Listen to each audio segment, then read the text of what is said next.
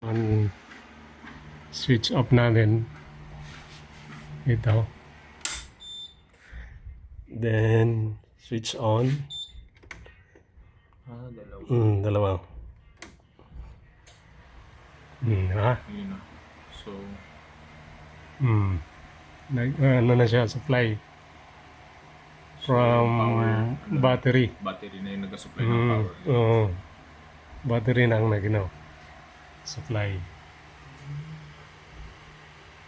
Yan lang, yung ano niya.